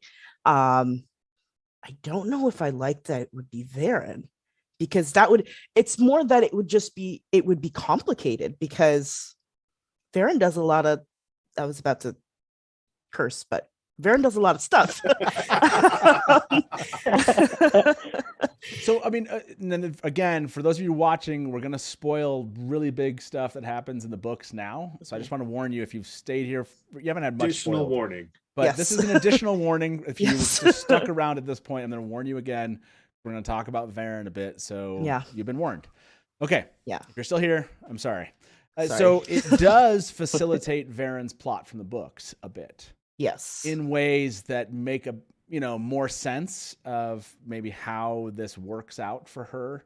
And so, this idea that she's kind of protecting him, but that protects her, if you will. Right. Like, and won't tell where he's at, and Yeah. masks the bond, and that kind of creates this separation. It's an interesting one. Everyone's like, Tomas. And you're No, like, I do want to have. I would like to also have Tomas. Can we have both? you don't want to get rid of if this is true. No. Anas, go ahead. Yeah, the one thing I was gonna be like, Verin has lived for I don't know how many years, like 400, whatever number of years. So before she, went to the Black Ajah and it became Black Ajah, she was really into wolves, and that's what she was drowning over, and found Elias and bonded Elias because of that. And that's the background. Again, it's just a way of justifying that kind of bond. Oh, yeah, I mean, that's an interesting point. When you're taking the Brown Aja aspect of this, I could see them connecting these from a narrative standpoint and giving us like reasons to believe this connection and relationship works as it does. And then also, again, might mask some of the things that they have planned for Verin later, by kind of focusing on this relationship versus, where's her, what's up with her warder, and why is he, the whole, like, I left my warder behind. I'll be honest. I don't know how many times I had that argument for the last couple of decades about how the Great Hunt gives up the Great Hunt and the Dragonborn give it up like 4 or 5 times about who Verin is. And Jordan was not very circumspect about it. It's just that none of us wanted to believe it. So, Yes. you know, and so it's an interesting thing. I see a lot of people like what in chat are like, what, you have to, there's going to be changes. So that's what we're talking through is like this, would this change make sense to you, No. Josh? Would you like this change as proposed? Yeah. That's big. That's big. And I feel like it could make sense, and you would still get Tomas because, you know, what's going to happen if an Aes Sedai loses her warder? They're going to get her another warder like ASAP to help her cope. That's big. I think I could jive with that. I think I could be good with that. Yeah, I mean, a knowledge of the Wolf Dream, also knowledge of Teleron-Riyadh. Connect these 2 points. I love that point. I didn't. Bradster says this. So Anas, I love it. I love the Looney theory. I only call it a Looney theory out of great respect. Right. Not in the sense because I think it's totally plausible, but also I think it's plausible but unlikely. But who knows? Like we've seen some pretty significant changes. Let me ask everybody. Like right now, Elias is Verin's warder in season 2 of the Wheel of Time TV show. False is what everyone thinks. So you're at 22%, Anas, but I love it. I mean, not some brain not candy at all right there, married though. to the thought. It was more, you know, trying to see, you know, how to get more Verin, how to get more Elias, and if there's both of them together, then you get both of them more. Yeah, sure. Yeah, and again, for those of you watching or listening, there's spoilers in chat. This is full book spoilers tonight. We can't avoid it talking about these storylines. So I'm sorry if stuff gets spoiled for you tonight. I don't know how to help. You missed that. Okay, Anas, before I let you go tonight, anything else when it comes to adapting Elias in season 2 versus season 1? How we connect with Elias with Perrin? How do you think that connection point's going to happen? Like, have you thought through that? Like, how is Perrin going to meet Elias in season 2? I think, you know, the other way is, you know, Perrin's on the hunt for Pat and Feign, gets into trouble, the wolves help him out, and, you know, Elias is there. Or the other way that, you know, Perrin's getting dreams/flashes of wolves and being guided, and eventually is led to Elias, and he finds out, oh, this is not a wolf, it's actually Elias who's guiding him, you know, through the wolf, you know, like wolf dream talk, wolf, you know, communication. So that could be a way of introducing him. Okay. And that's I want to kind of keep that conversation going here. I'm going to let you go, Anas. Thank you very much for calling in and sharing your theory. Love it that you brought that with. This is how you do it, folks. I want to hear your theories. And I loved this one. That was a great one. Have a good night. Have a good evening. Okay. Talk to you soon. All right. Thanks. Bye-bye. Yep. Good one. Real good one. Yeah, that was really, really good. Okay. We have 2 more callers. I'm going to call it a night for the callers, as in just these last 2 callers. We'll take those here. We'll thread you into the weave you into the conversation, of course. There you go. Here shortly. But yeah, I love this, but I want to really dig into this idea. Think about what's happening. We have what seems to be Perrin going to be following Pat and Feign with the horn, right? What do we know that happens with that horn? What do we know that happens with the mirror drawl? You know, could you see like maybe we have this moment where Elias shows up, or maybe Elias is part of fighting, you know, the wolves attack, you know, the mirror drawl and the Trollocs or something that are with Pat and Feign. Maybe even have like an interaction between Elias and Pat and Feign at some point. I could see them mixing that, and that's how Perrin meets up with them. Is Elias maybe is warning Perrin about a trap that Pat and Feign is laying for him potentially. You know what I mean? Like connecting those 2 plots. What are your thoughts on this, Kat? How do you imagine that they would introduce Elias and Perrin? That is actually essentially what I was thinking, that they get into some kind of, there's trouble up ahead. They're not aware of the trouble, and Elias appears to warn Perrin of the danger. Or the wolves appear along with Elias. I think that would make the most sense. Yeah, and it would be a cool introduction, I think. Yeah, that seems like an obvious way to connect him with the wolves again and actually get involved.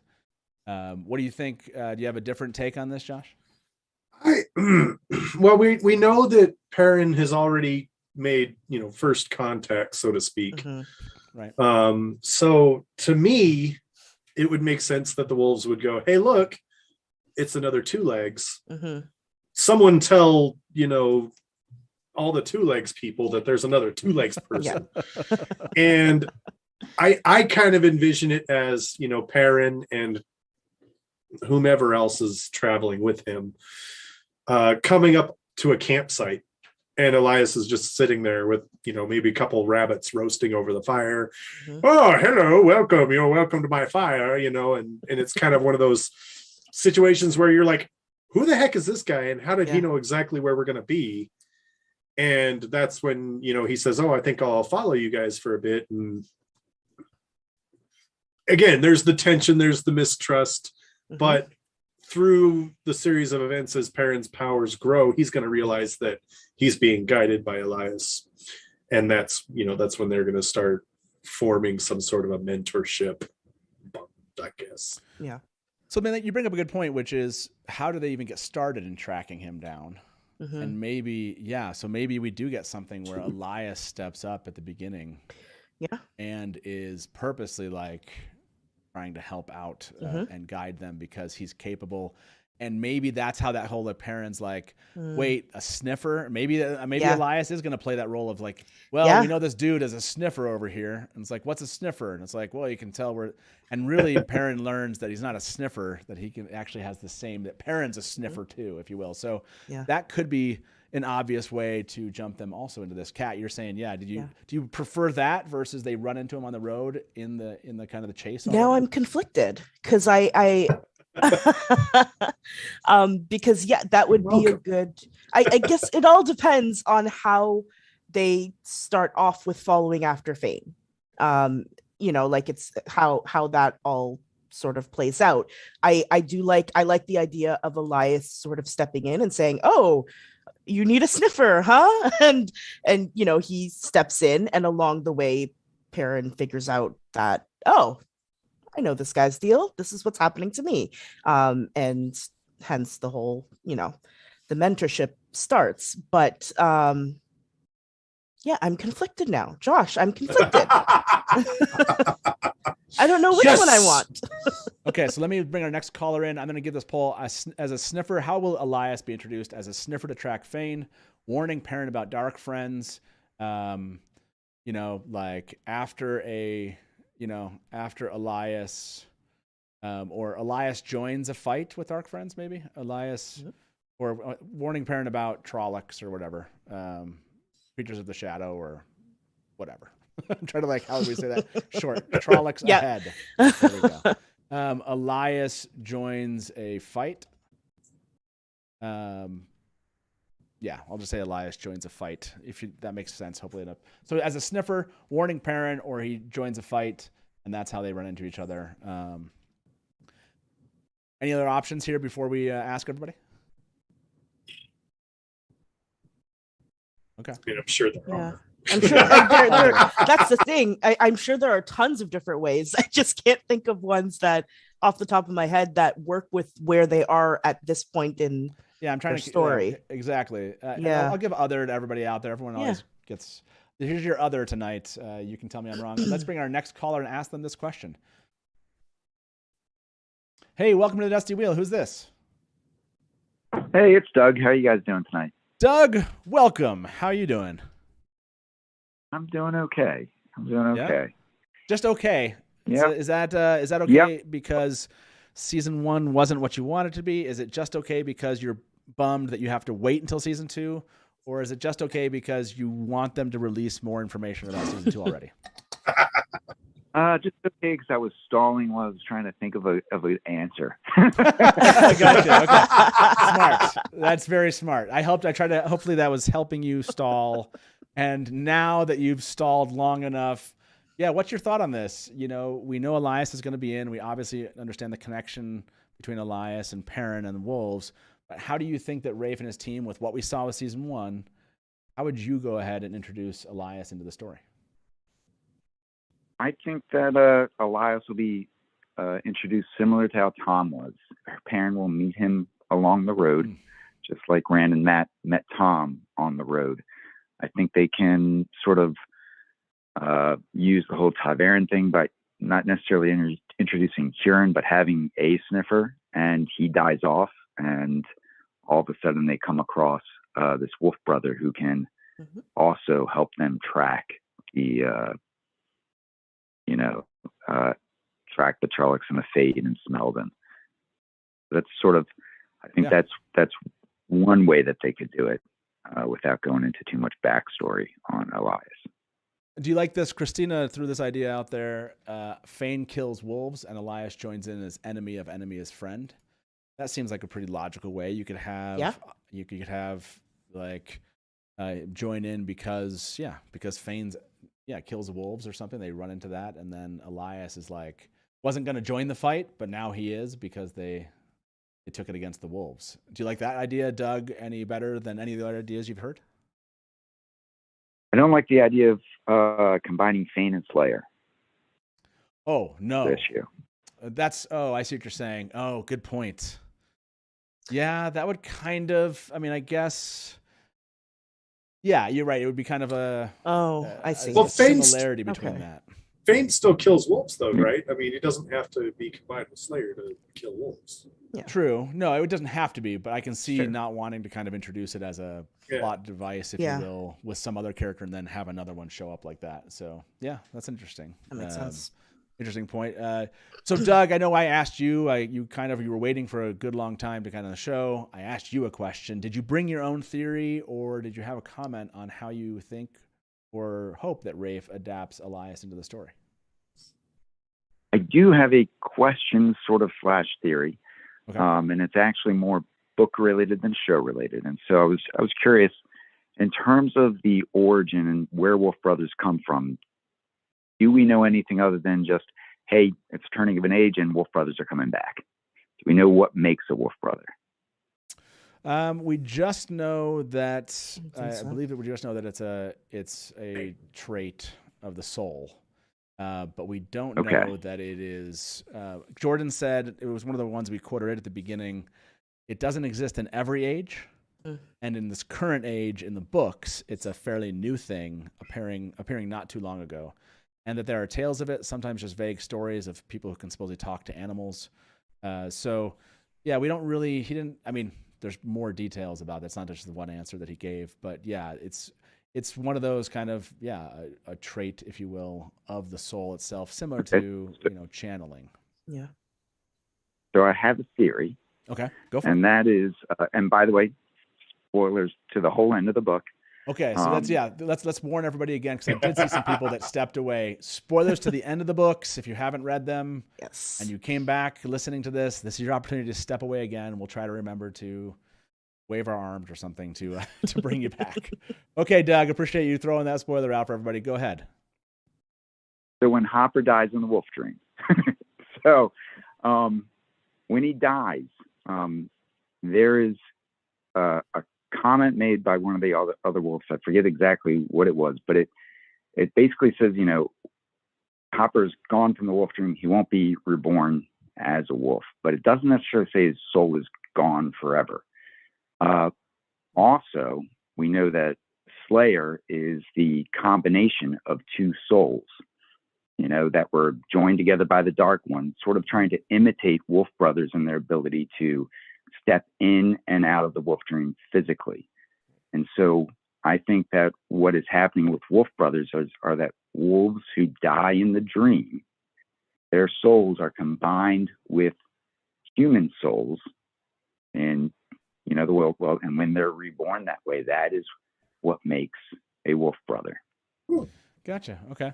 You think they might kind of play with that idea of creating this symbiosis, if you will, between the death in the wolf dream and that then they go live a life here and back and forth. That's interesting. In other words, I wouldn't be surprised if they did something like that to the canon. I want what Brandon wrote into the books to continue to happen with the soul of Hopper, if you will. So that would maybe preclude it.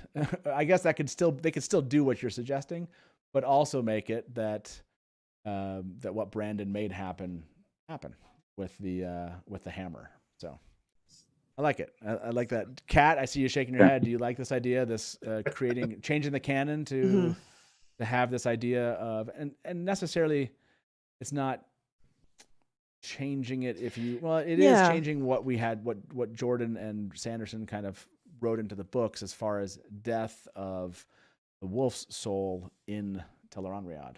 So. Yeah. If it's done, so my opinion, with like some exceptions, my opinion on changes between the series and the show is if it makes sense with the larger story and it plays well, I can get on board with it because the series is there. It's not going anywhere. If I want to go back in and, experience all of that again, I can go back in. If it makes sense and they do it well, I'm good. I'm on board with a good amount. Sure. With a good amount. With the good amount. There are some exceptions. There are some things that I think all of us book fans have that, those things that we're just like, nope, don't touch that, please. But you're saying don't make Layla the guide. Don't make Layla Hopper. Yeah, exactly. Yeah.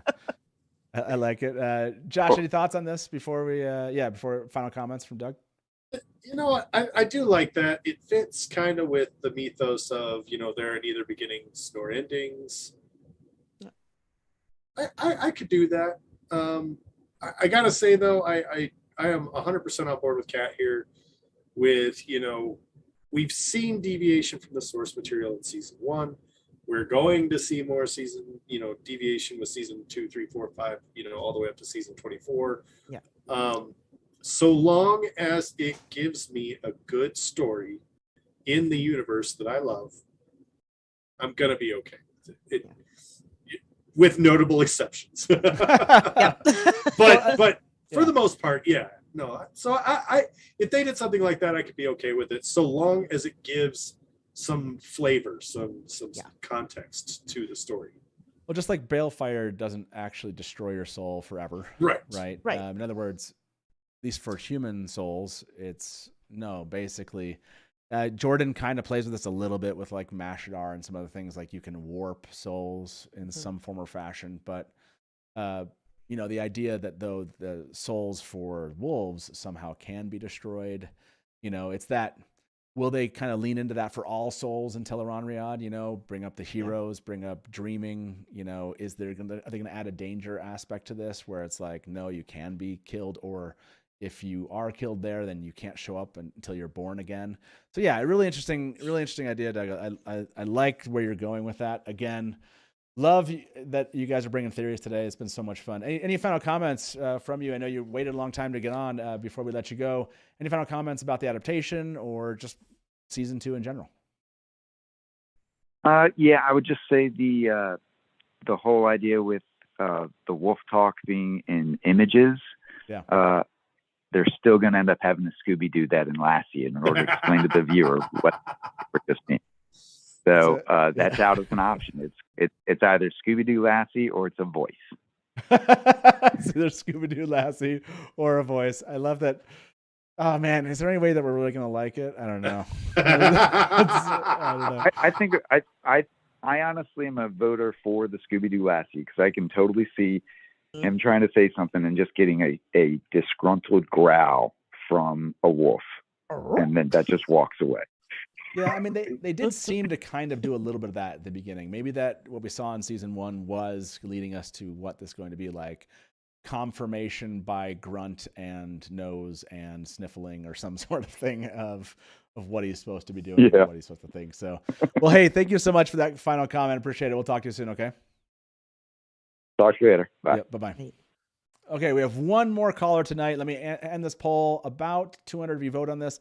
How Elias be introduced as a sniffer to track Pat and Feign is actually the winner of this one, 48%.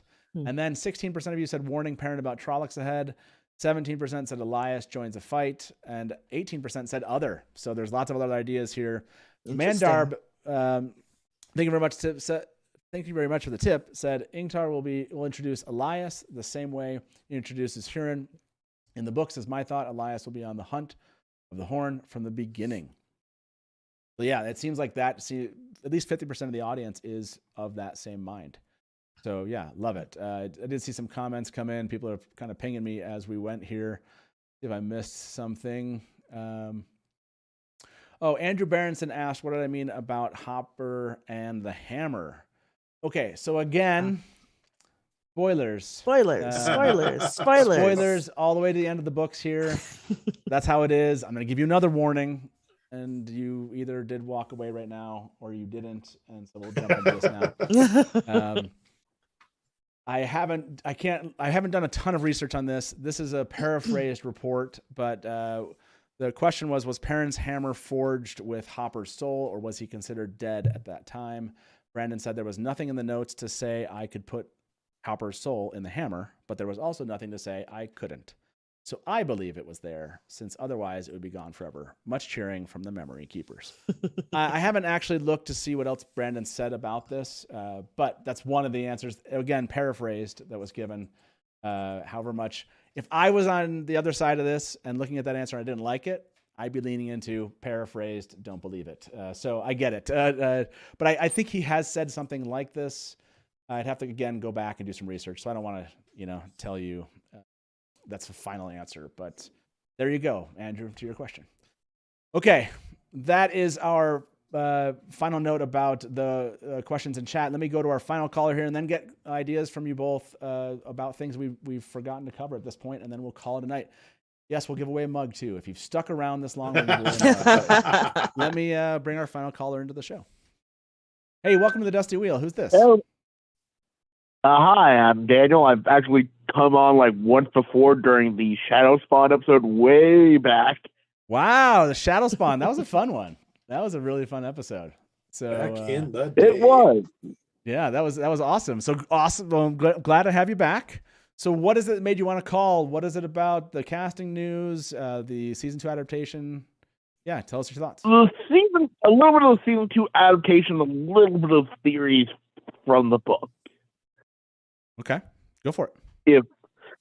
So something that I've been wondering for a while, and again, for the chat, red alert, book spoilers. This is another one. Again, full book spoilers for everybody. Back and forth. Yeah. So you go ahead.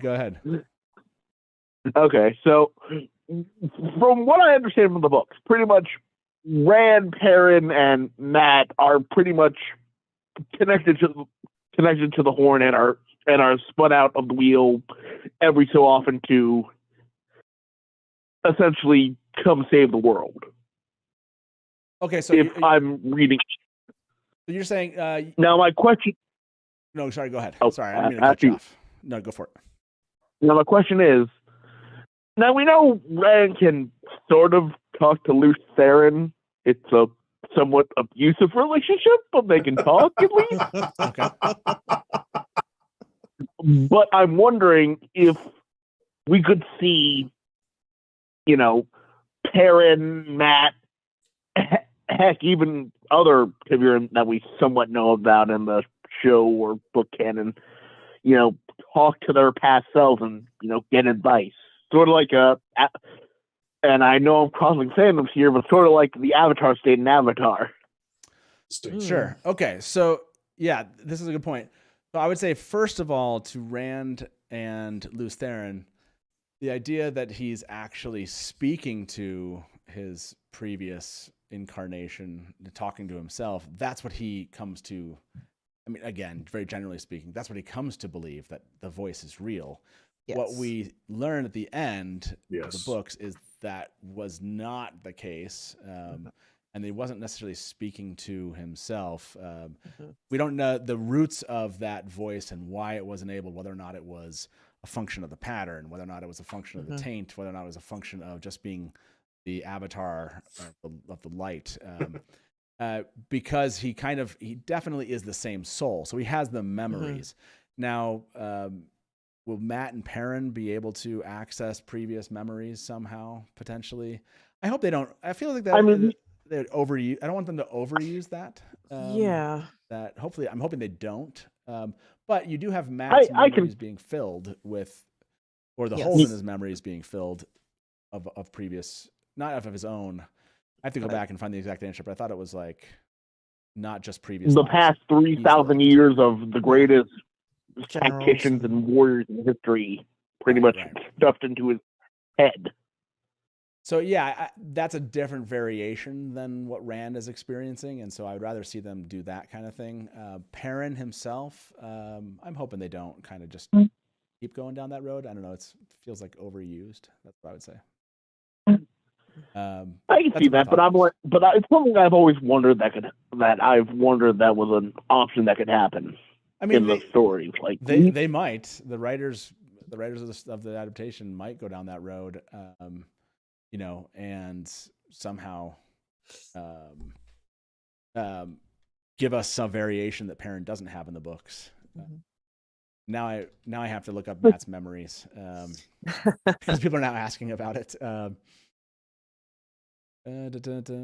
I am sorry for giving you extra work. Now I have to now look it up. Okay, so I'm gonna find that answer. No, it's a good kind of reminder. I see a question in chat about it. So no, that's something that they could do, but I hope they don't.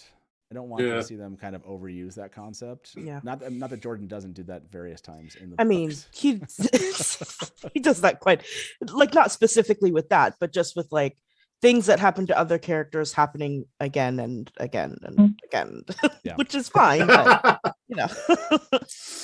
Yeah. So here, I did find the answer while we have you online here. Are all of Matt's memories from his past lives? No, Matt's old memories are not from his past lives at all. The sickness he got from Shadow Logoth Dagger resulted in holes in his memory. He found whole stretches of his life that seemed to be missing when he passed through the doorframe, ter'angreal, and Rhuidean. One of the things he said, not knowing that the rules were different than in the other ter'angreal he had used, was that he wanted holes in his memory filled up, meaning that he wanted to recover his own memories. In this place, however, it was not a matter of asking questions and receiving answers, but of striking bargains for what you want.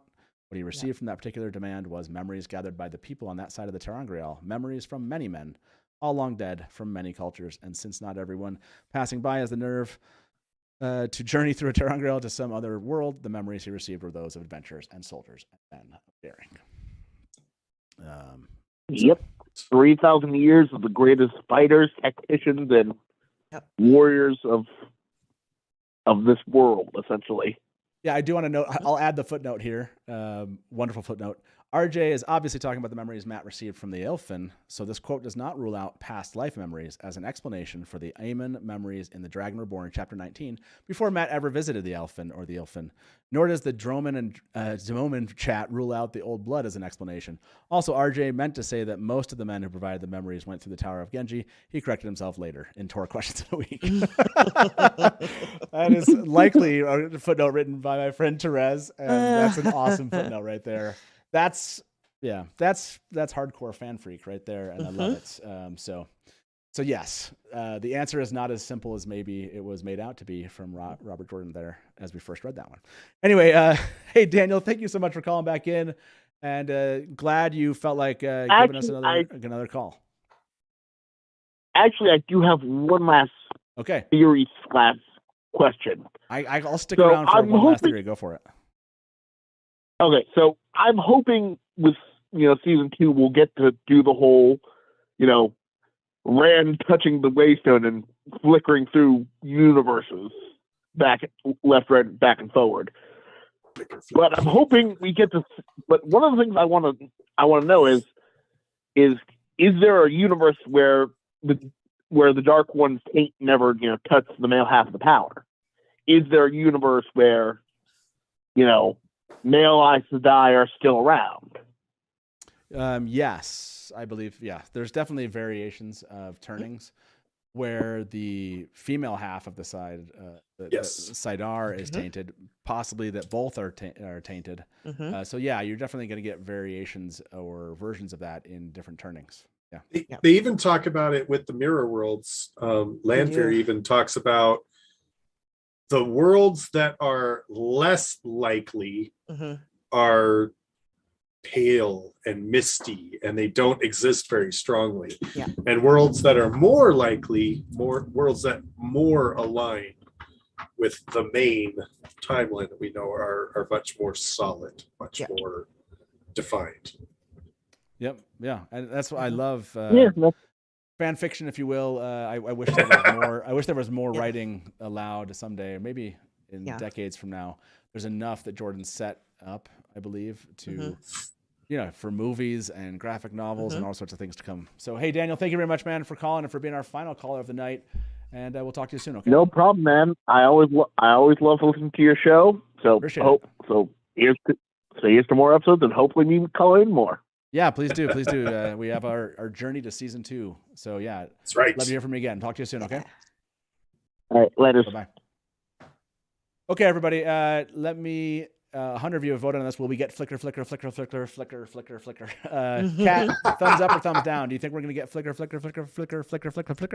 I can't say it too many times. Can I do like sideways?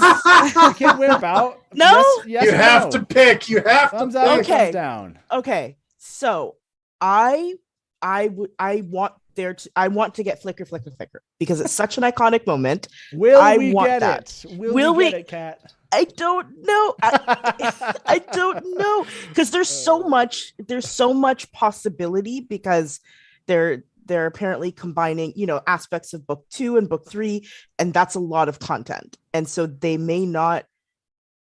I'm going to say yes. I will say yes. We're going to get it. Don't quote me on that, but I will say yes. So, Josh, are you a yes or no on this one? Yes, but not nearly as much detail as we got in the books. I think we will see some flicker. I think it'll be horrifying. By the way, I love Adam. I voted yes, but I really think no. There's so much of that. Let's be honest. When he says we're going to get books 2 and 3, in 8 episodes. Ooh, it's a lot.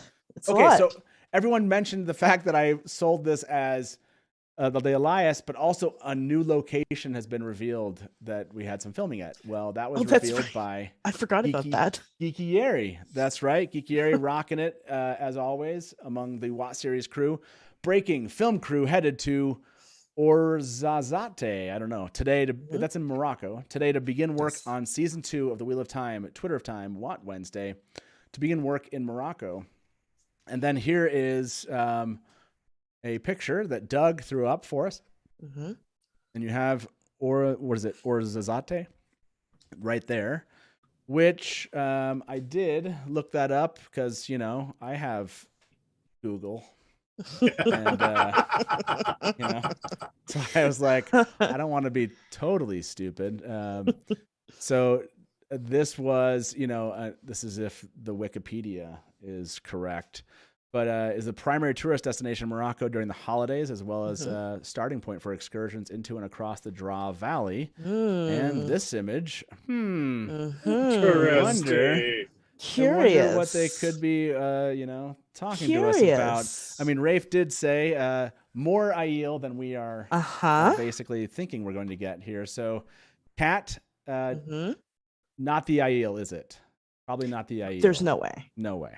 No, yeah. I would be blown away. It's the what? The Sharons. The Sharons. Yeah. There you go. It's the Sharons. Obviously. What? Yeah. That could be an interesting cold. I'd love it. They could do that. Would make a lot of sense. Go to the Waste for a cold open. Rafe said he wants to use the cold opens just like prologues, and that would be I think that's I'm totally game for that theory. Let me ask that. 150 of you are dreaming. Sorry, 65% of you are dreaming that we're going to get flicker, flicker, flicker, flicker, flicker. I Yes. love it. 65% of you. That's some positive thinking. Our final poll of the night here.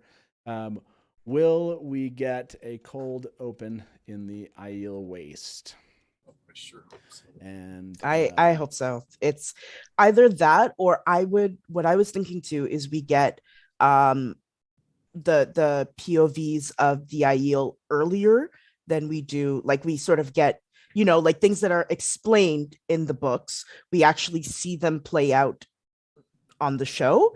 And I would be into that. That would be cool, to give sort of a backstory to some of the characters that we get into later on. Sorry, people in chat are coming up with ridiculous ideas. Uh-oh. Like, it's the Shan Chan Empress Palace. I love that. Braidster said it's the Alamo. Oh. It's Saldia to Fael's background story. Yeah. What do you think, Josh? Cold open in the Aiel Waste? Do you think we're going to get more than that? Like, do you think we're actually going to get, like Rafe is saying more than we expect? So actual like plots that are happening out there at this season 2. I think it is going to be Aiel. I really do. I think Rand is going to skip the hunt for the horn and go straight into the wastes. He's going to talk to the Aiel, befriend the Aiel, and then go down to capture Kalendor after befriending the Aiel. It's going to be a little bit of out of sorts, but we already knew the show was going to be out of sorts with the books. So I think that's my theory. So I think, yes, this is 100% absolutely Aiel. I love Nerdy Guns reply to this. Yeah. That was me. That was my reaction too. Well, no, and I love what Rajesh just said in chat here, which I think is a really good point here, adding some speculation to this. Not only is the Aiel Waste probable cold open, but such a great sign that season 3 is happening, right? For them to kind of dig in. Yep. I mean, they're obviously planning a season 3 with the Aiel. Yeah. And that would make the most sense, obviously, with book 4 coming up and the rest of what we know with Rand's plot arc. Yeah. So, yeah, the idea that they're like, no, they want to establish this is hopeful. It's a hopeful sign that they're really feeling good about season 3. Although you would give it to us anyway. I think season 3 has been essentially greenlit, but it's still unofficial. But all signs lead to a big flashing neon sign of yes. I think so, right? Like for them to, I'm hopeful what's going to happen is principal photography is going to end. And they're going to announce season 3 has been greenlit. That's my hope. I wouldn't be surprised. Maybe sometime in the spring, something like that. Yeah. I hope so. Okay. I know we've kept everybody, and you both are wonderful for being here, going a little bit late. We just scratched the surface of Elias's arc. We haven't really dug into exactly like the details of what's going to happen there. It's like, how are they going to meet? Like, what's going to happen when they do meet? How is that relationship going to develop? What's going to either kind of take them away from each other? Let's get away from, I guess, always the character has to die for them to leave. Elias goes off with the wolves somewhere, and Perrin goes on with his journey. I think that would make a lot more sense than Perrin is now witness to what, like another Please don't traumatize him. No more trauma. Don't traumatize the man anymore. At least not in season 2. No, space it out a little bit. Space it out a little bit. Yeah, exactly. So just pile it on. 150 of you voted on this. Will we get a cold open in the Aiel Waste? 90% say yes. Yeah. So this is just the beginning. And I want to say, I don't know. Leanne just asked in chat if the actual poll itself, if there's like a place where I can go get list all these polls so we can see them later. I don't know if YouTube has a place to go see these. They probably do. I don't know. I have to go look. Maybe. So that'd be awesome if they did, because I should go find all the polls we've ever done and put them into some sheet that you can all go look at. That'd be a lot of fun. Okay. Now, I told everyone we're going to give away a mug, and Taylor is not here today. So I'm going to do my best to give away a mug without Taylor being here. So we'll see if this is going to work, everybody. Drum roll, please. Yeah. So here we go. Don't try to enter this in chat. If you want to be part of this raffle, you have to come over here on YouTube. If you're watching this on social media, you're not going to have a chance. But we'll see if this actually works. What do you do without a tailor, right? Your very best. Yep. Yeah, you do your very best. Exactly. Okay. Do your best. So we'll see if this shows up in chat, and if it does, there's always this like delay. I don't know. There it is. Okay, it works. There it is. Hey. Okay. So go ahead and enter. The way you enter a raffle, you have to be obviously signed in on YouTube, and you just type in !raffle as a single word. Only type it in once. We're not going to, you don't get multiple entries just because you entered multiple times, as many times as you've tried this. And again, remember, it can take up to 4 to 8 weeks to receive this mug. That's because I wait until Zazzle puts them on sale. And then I buy like 30 of them or whatever it is. So sometimes people are like, hey, I never got my mug. If you have ever won one of these and you did not receive a mug from me, it's probably because you got forgotten. So if it's been like more than 8 weeks, please contact me and then we'll let you know.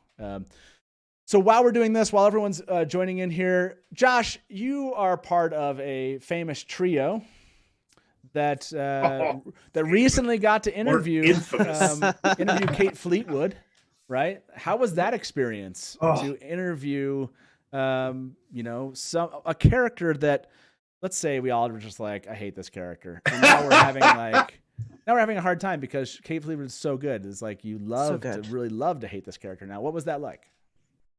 You know what? It was so amazing. And I think you and I both pointed out that she is just such a sweetheart. She is such a charming, lovely, wonderful woman. And she did the most amazing job of portraying Leandrin Sedai of the Red Ajah. And we're talking to her and we're kind of going, we kind of love you. And right. We're not supposed to love you. She was an absolute delight. She was an amazing person to have on the show. And it's still one of the things I look back and I kind of grin and I go, wow, that actually happened. That was really cool. Yeah, it was really good. The cast are amazing. So cool.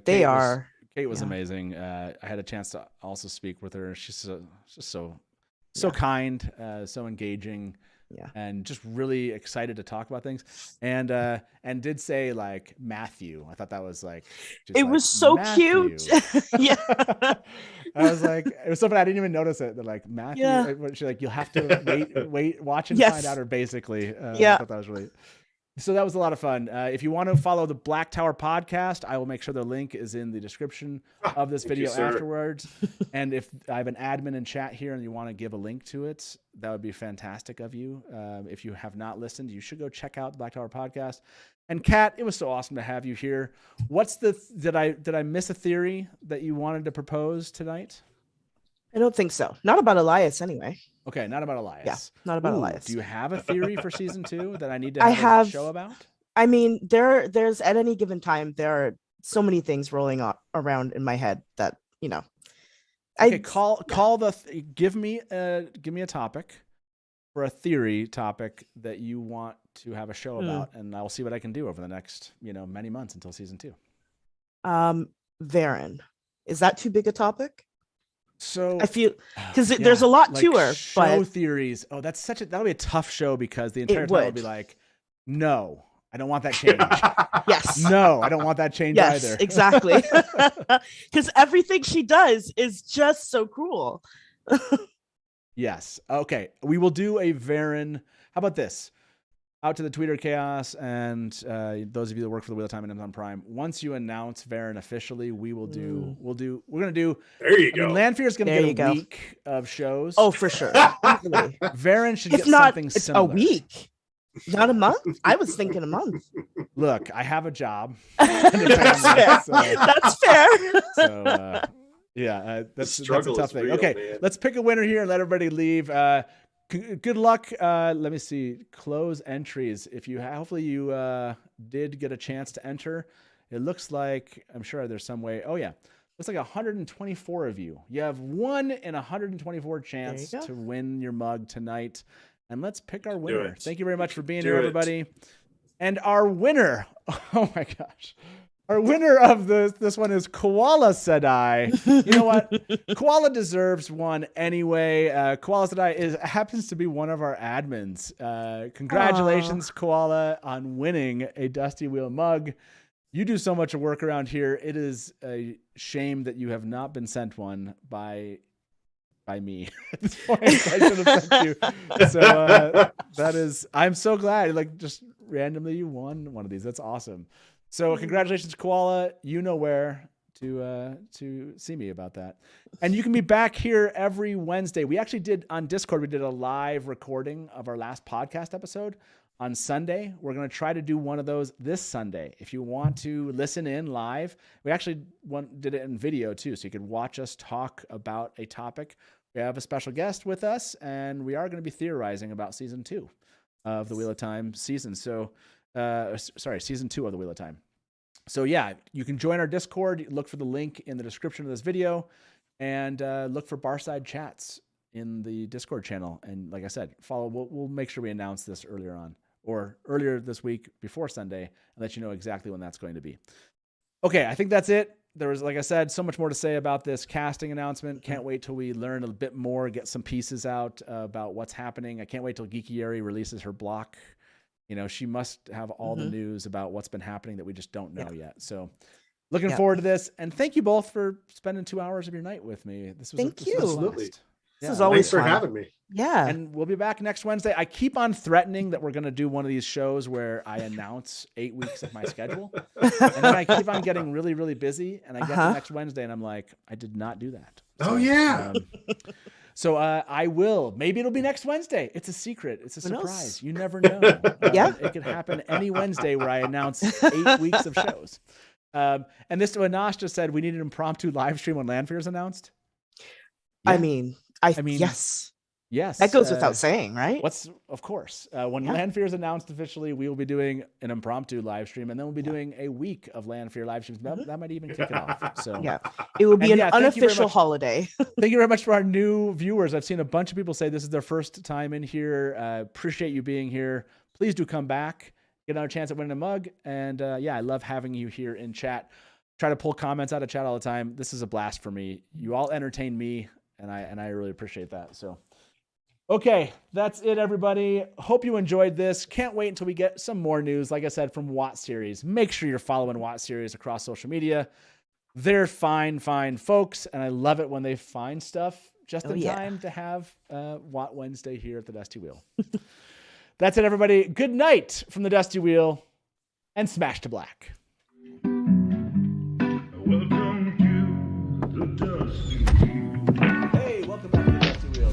You went right to kill it. Look at you. You're all ready. You're just done. I mean, this is like this is really well. And now I'm like, great, my turn. And if you don't like that, and you want to say, well, Robert Jordan could have made the 2 rivers all white.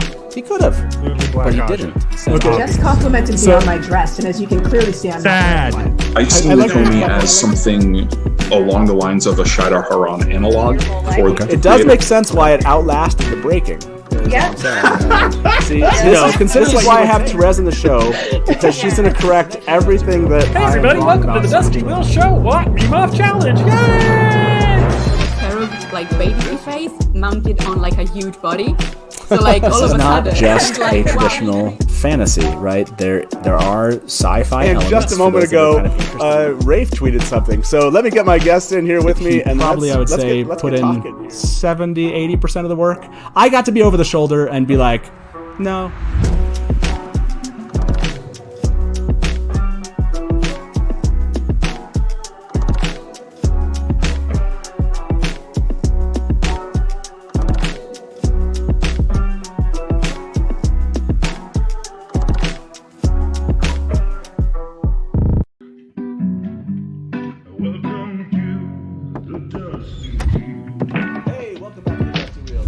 You went right to kill it. Look at you. You're all ready.